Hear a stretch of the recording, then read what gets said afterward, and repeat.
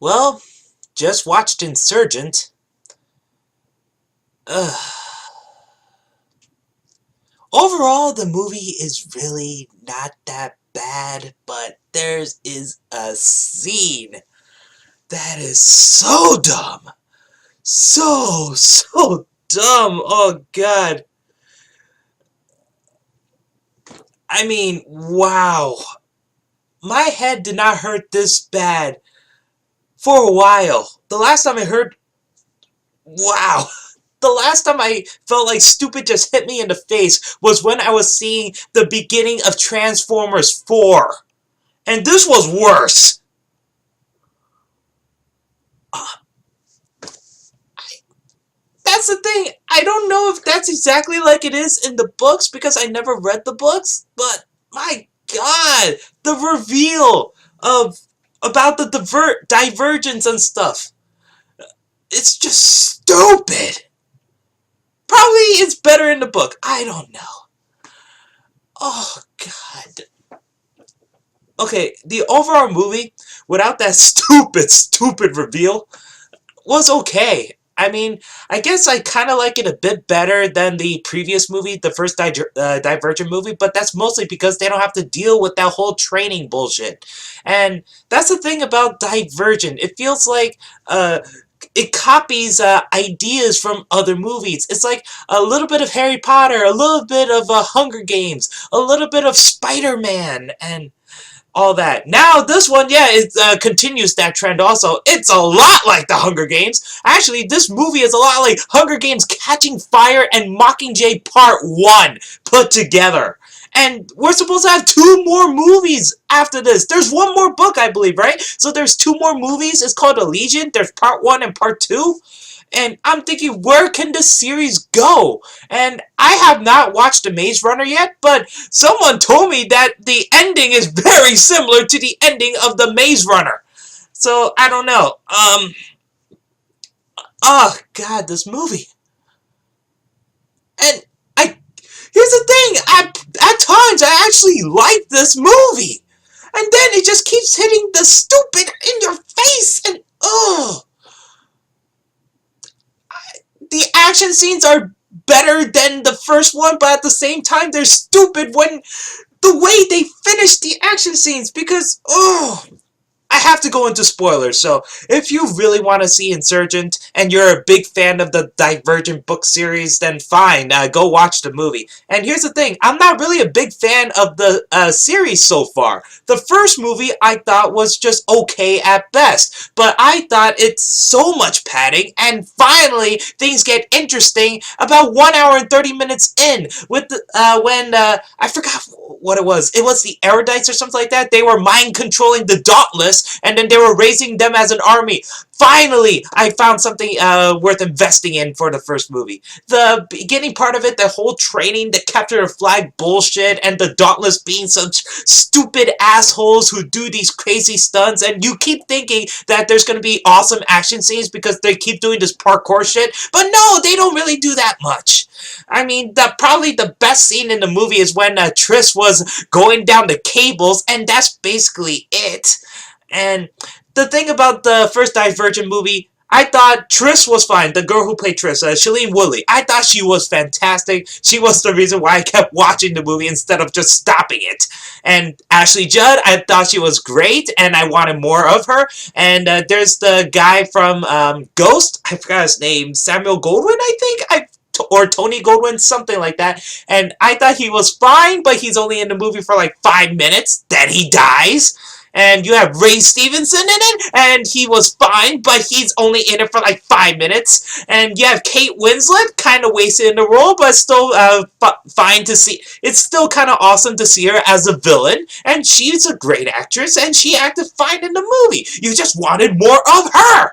And then you have this stupid rivalry with Miles Teller, and I hated him so much in Divergent. I could not stand the little fucker, so I just wanted him to leave. And then we have Ansel Elgort, who I thought was very good in The Fault in Our Stars. Yes, I like the chemistry, the relationship between Shailene Woodley and Ansel Elgort. I thought they were good, but there was none of that in freaking Divergent. And Yeah, and we have Mekhi Phifer, who got chubby for some reason. I don't know, but it's fine to see him again. And Jai Courtney, who I liked in the movie, but he plays a fucking pussy. Yes, he keeps getting beaten up by girls half his size. And you would say, oh, that's against feminism, blah, blah, blah. But no, I'm okay with females kicking ass, but the fact that this is Jai Courtney and the entire time he tries to be so intimidating, his character looks intimidating, he seems intimidating, but he keeps getting his ass kicked every single time. I almost rooted for him to just save the day, kill all Divergent, stuff like that.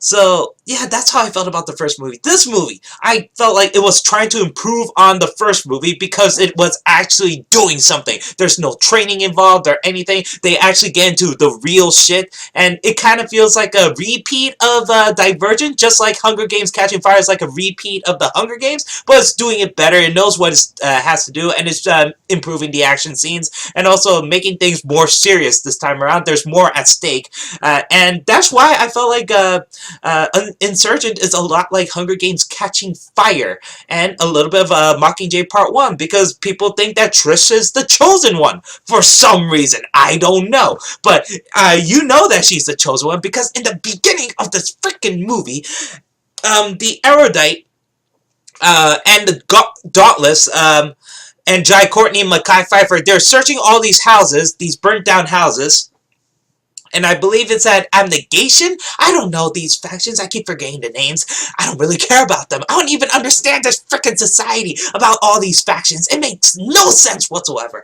They don't really explain that much about some kind of war that happened 200 years ago, and that's why there's this whole shit, and Chicago is formed inside within all these walls for some reason, keeping them out of something. They didn't even explain that much about it, and you really want to know, but they keep trying to say it, but they don't say anything. It's like nobody knows, and that pisses me the hell off. And oh my god, so it turns out that in Triss's family's house, they have this little box. It's like a Pandora box, and it's advanced tech and stuff, but they said it's old tech from hundreds of years ago, created by the founders. And I was like, wait, what? Why on earth would Triss's family have this shit? How come it was not explained in the first movie? Or I don't know. Was it like that in the books? Like that was explained in the second book? Or something like that? I don't know. So yeah, this very important device, it turns out that it's only a Divergent can open it. Only a Divergent. And apparently this Divergent has to be good for all 5 factions. Now here's the thing. If you remember in the original movie, Triss can join 3 factions, and that makes her a Divergent. Okay, but now they're saying that, okay, so Triss's family has this under their home, and Kate Winslet is trying to find Divergents. And they're like, okay, 10% Divergent, you can't do this. 40% Divergent, you can't do this. 90% Divergent, you could probably do it. But no, we're looking for a 100% Divergent. So I was like, okay, so what the hell does that mean? Oh, so Triss is the chosen one. She's 100% Divergent. And I don't understand this. Why in the original movie you said that she can join 3 factions? Unless Maggie Q said that she can join any one of the 5 factions. I don't know, but I remember that she can join 3 at the time. Now it's 5. And I don't get this faction system. It makes no sense whatsoever. And also, even though the 6th faction is not really a faction, it's called the Factionless. It's still a faction! If you can't join any one of these societies, then you join the Factionless. That's the name. They're basically homeless bums who are also a military group. Seriously, what? I thought the Dauntless was the military group. No, the Factionless are the military group. They're the rebels. Then there's a 6th faction. What the hell? You're telling me that this government can't make another faction just for them? Jesus Christ. And also, Divergents are considered under the Factionless? Why? What's wrong with having a person who can excel in more than one faction? What's wrong with that? I don't get it. The Erudites, headed by Kate Winslet, they're like, oh no, we gotta destroy all Divergents because that'll ruin the system. Why? What does the research show? You are not telling me these things. And what angers me is that this freaking dumbass Shane answers that freaking question, and then it makes me so confused about it. Okay, so then Triss 4. Why did he call himself 4? I don't know. I know it was explained in the first movie, but he thinks that that's a good name. Oh no, my name is not Tobias. It's 4. And he was yelling at his mother is played by Naomi Watts, and she's like, "Honey, Tobias," and he's like, "No, no, I am not Tobias. I am 4." Do you hear yourself? Do you freaking hear yourself? No! That is stupid dialogue, you stupid idiot, you... Oh my god. And here's a funny thing. The actor, I thought he sucked in the first movie. I actually liked him this time around. Probably because he's not being an arrogant asshole. This time he actually cares for Triss and he actually has a good side to him and he does kick ass. So I think I'm liking Theo James this time around. And here's the weird thing. Miles Teller, I liked him in this movie. He's one of my favorite characters in this movie. Peter. At first I thought his name was Peter. And I'm like, wait, Peter? No, it's Peter. And I thought he was freaking hilarious. I liked Miles Teller, finally. It's weird. I hated this freaking character in the first movie, but I really liked him here. Oh, God. He keeps saying shit to Triss. He keeps getting his ass kicked by Triss, but for some reason, I liked him more. His jokes are funny and he's sarcastic as hell and I love it. At one point I was like, you know what? I can't wait to see him as Reed Richards. Who knows? If he's like this as Reed Richards, I'm gonna enjoy the new Fantastic Four reboot. Oh god. What has this movie done to me? And Ansel Elgort, his character sucks in this movie. I liked him in the original movie, even though he doesn't have that much chemistry with Shailene Woodley. But still, his character's such a dick, a pussy. I mean, there's this fight scene on a train, and this fight scene happens for no reason also, and it could have just finished easily if Tobias just told everyone that he's freaking Tobias. Oh my god, that was stupid. But yeah, so Caleb, I believe that's his name. Yeah, he doesn't want to fight. I understand that. He wants to save himself and his sister. I understand that. But there was a part where Shailene Woodley is getting the life choked out of her. And what does Caleb do? Nothing. Because he's terrified. Wow, what a good brother he is. I was hoping for him to have some mental retardation or probably he's autistic or something like that. That's why he couldn't comprehend or something like that. That's what I was kind of hoping for. But no, he's a shitty ass brother. I'm sorry. You're letting your own sister die. The sister who protected you this entire time, who kicks ass for you, and who tries saving you, and all you do is not try to help her at all. You are a piece of work, you stupid. I hated this character this time. Oh my god. And when he joins the Erudite, and I was like, I knew it was going to happen, but at the same time, what a fucking airhead. Oh god, I hated him. So, 4 says that he's Tobias, and the factionists are like, wait, we've been looking for you. I was like, wait, that's all Tobias had to do? That's all he had to do? You let people die. Shailene Woodley threw a freaking girl off the train who got run over. An Asian dude was thrown off by Tobias. People got stabbed. They got hit in the head with baseball bats. And all you had to do is say that you're Tobias and that the fighting would stop. Oh, you son of a bitch. Okay, so they meet up with Tobias's mother, who turns out to be living, and everyone's like, oh, Naomi, what? You're alive? And I'm like, was this addressed in the first movie? Because everyone says that, wait, I thought she died. And I was like, she did? I did not hear anything about that in the first movie. Actually, Tobias barely talked about his mother. Unless I missed something, probably I snoozed through it, but I remember him talking about his abusive father. But whatever. So Naomi Watts, who looks great with the brunette hair, seriously, she looks beautiful with it. I really like her with it. I'm so used to her with the blonde hair, but she looks hot with the brunette. Anyway, so Naomi Watts and she talks for a couple minutes, talking about raising an army to defeat Kate Winslet, and Shailene Woodley is up for the. She likes the idea, but Ford's like, no, no, no. There's some hidden agenda. You really think that that's gonna stop there? No, I know my mother. Who's not my mother anymore? She's gonna be the leader, and shit will go wrong. Which turns out to be true in the end. and. And then it becomes basically Mockingjay Part 1. Seriously, it is a mixture of Hunger Games Catching Fire and Mockingjay Part 1. Triss suffers from post-traumatic stress disorder. Just like Katniss did in Catching Fire. She has flashbacks of the people who died and the people she killed.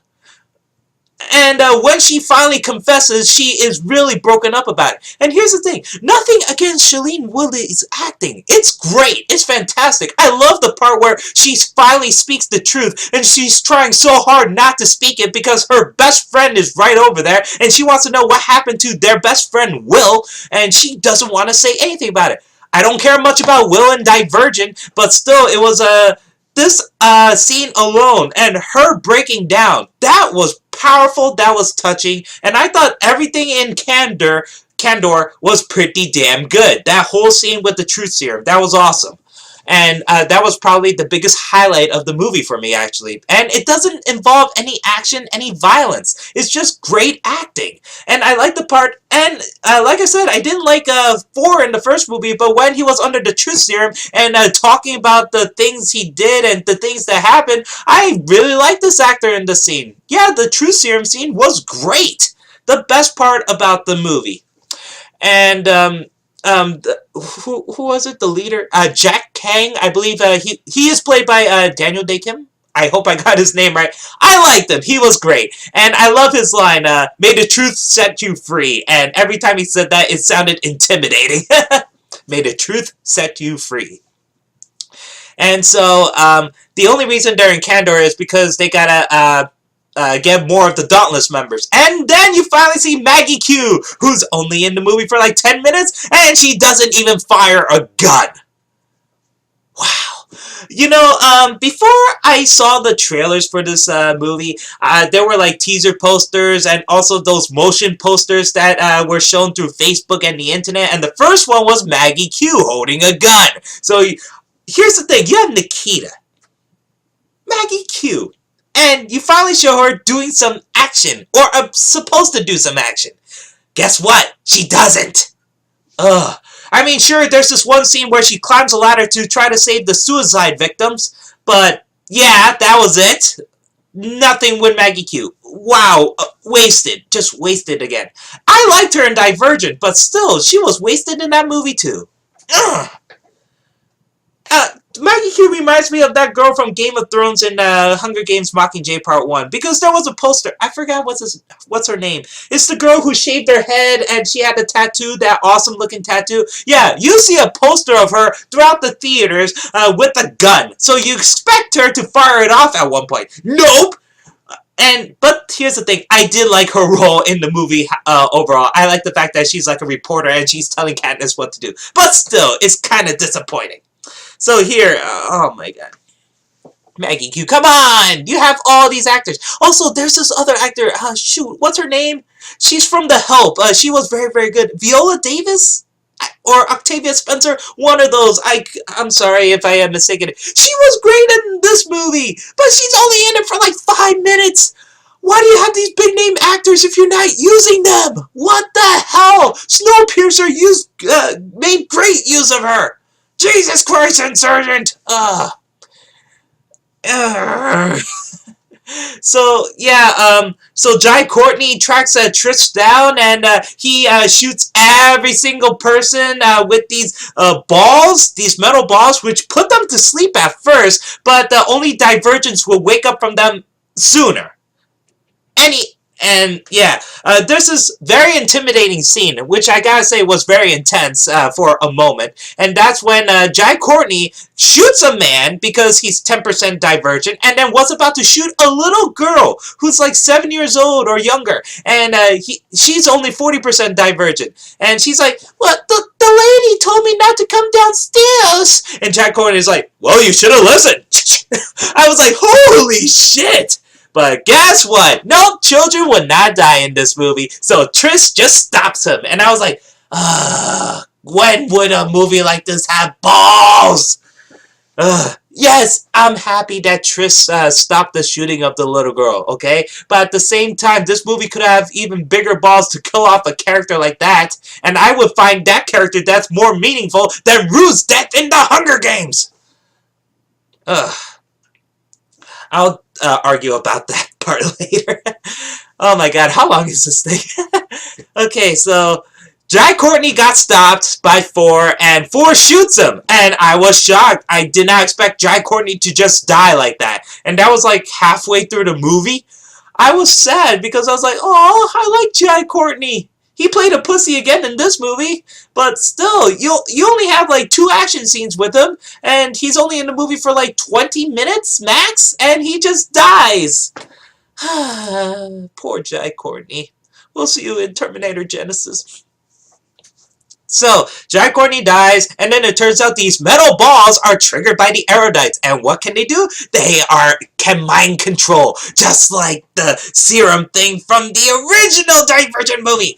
Oh my god, so there's this stupid-ass scene where these suicide victims, and Zoe Kravitz was manipulated, there's this blonde chick, and there's this little boy, and they were about to fall off the ledge, and they were giving a countdown.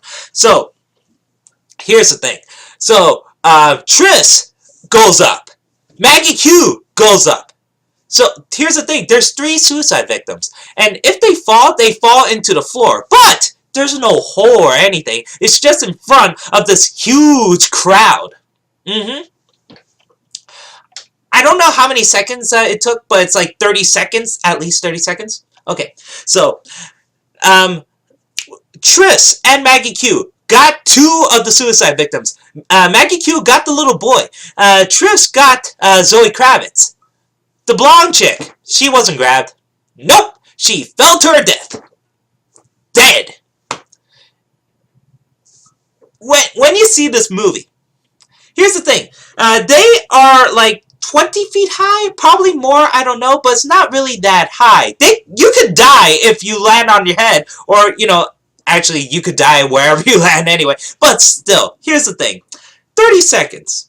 And before that, people were shouting. The crowd was shouting, "Oh my god, look, they're on the ledge!" So during this time, you would think that, okay, probably someone will bring a net. Someone will probably, make a pile of shit, so if they do fall, they land on something, Or someone would try to grab them or something like that, right? Nope! Nope, nope, nope, nothing like that. The blonde girl dies, and Four is like centimeters away from her. And I don't just blame Four for not trying to catch her. No. I blame the hundreds of people not trying to catch her. Hundreds. It's not like she was falling to her death in a giant pit or something like that. No, it's on the ground. Solid ground. And they're right there. All they can do is just watch and look. And I was mad about this. And here's the thing. There's a scene right after this that says, "Oh, I took the ball off the suicide victim." And it turns out that this stays stuck on you to your nearest artery. If you try to take it off, then you die. So, and also this could give you mind control shit. So, my friend and I were like, okay, probably it was a good thing that they didn't catch her. But no. Turns out that later, they could take it off easily. They made a huge deal about if you take it off, you die. But no. Some person, this was a quick second. Some person's like, "Oh, I found a way to take the balls off." They didn't explain how. It just happened. So all of that happened just for that. Oh god. So at that point I was like, you know what? It was a big deal. Why did they try to catch the blonde girl? Why no one even tried? Oh, God. That made me hate the people more. And so the factionists are like, you know what?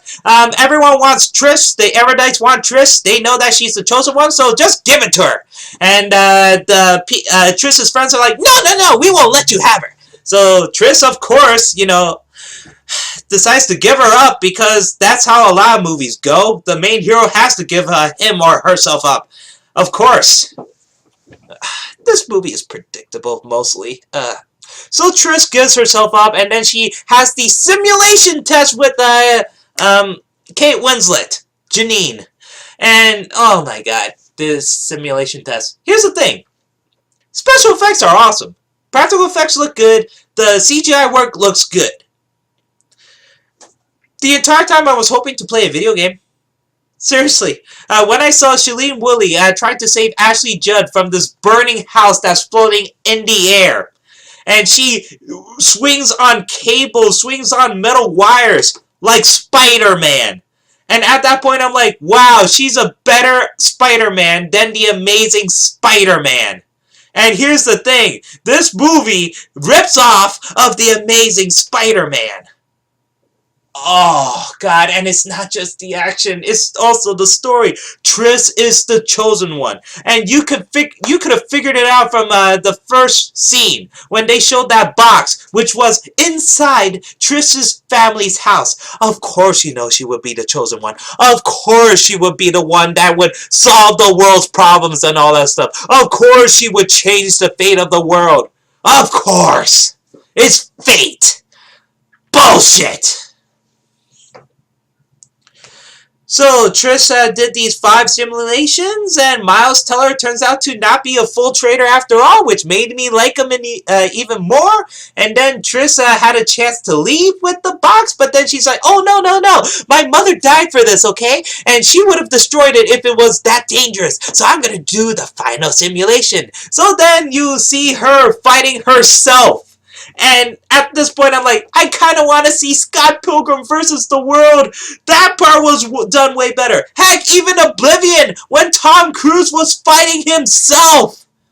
Oh, boy. So, yeah, it's Trish versus Negatrice. And then, you know how she won? By not fighting back. So, Negatrice is defeated, and this is just like the ending scene of The Matrix. Remember when Neo went into Agent Smith and he exploded? Well, it's very similar to that. Negatrice ran in slow motion to Trish and then jumps into her and then exploded.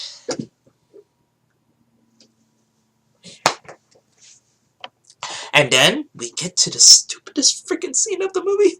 Okay, the big reveal.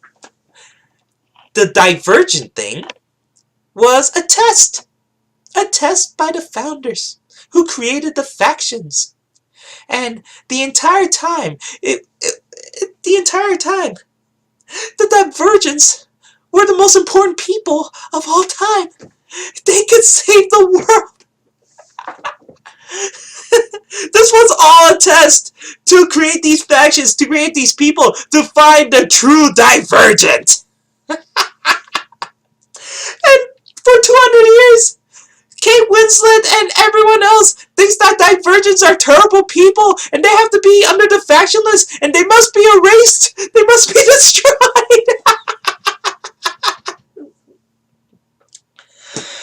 Oh, Divergents are the most important people ever. This is hologram of a woman saying this. And you should have seen the look on Kate Winslet's face. And she's like, really? After all this bullshit I had to go through, I had to learn this now? Oh, God. When the hologram said this, my head exploded from all the stupidity. Oh, God. Oh. Even though I was raging about this movie before, that just hit the mark. Seriously, if it wasn't for that scene, I would have thought that, okay, this movie had a bunch of problems, but I found it entertaining, and I think I liked it more than the first one. No, this movie's stupid. This movie is stupid. The action scenes are stupid when you really think about it, and this whole reveal was stupid! And if this is just like the Maze Runner, I kind of don't want to see the Maze Runner. I'm going to rent it soon. I want to see it because it's going to get sequels anyway, so I might as well watch it. But god damn it, it's... Wow, this is so stupid. So, they showed that hologram to the rest of Chicago, and then everyone's like, oh, so we have to go beyond the walls? After 200 years, we could go beyond the walls? Awesome! So then we have this exodus, basically. You see millions of people fleeing Chicago, going to the walls, and then it basically sort of ends there. Then we have this scene where Kate Winslet is locked in a tower, and then she was... Yeah, for some reason she's locked in a tower. I'm not sure who's guarding her or anything. What's important about that if everyone's leaving Chicago anyway? So Kate Winslet is in the tower, and then Naomi Watts is talking behind her back, and then Kate Winslet's like, for 200 years, we don't even know what's out there. And Naomi Watts is like, well, too bad you'll never find out. Boom! She shoots her in the freaking head. And I was like, no! My second favorite character that died! No! Kate Winslet! Why? And I knew that Naomi Watts was going to be the bad guy because she's basically Julianne Moore from Mockingjay Part 1. Ah! And Kate Winslet isn't really a bad guy in this movie.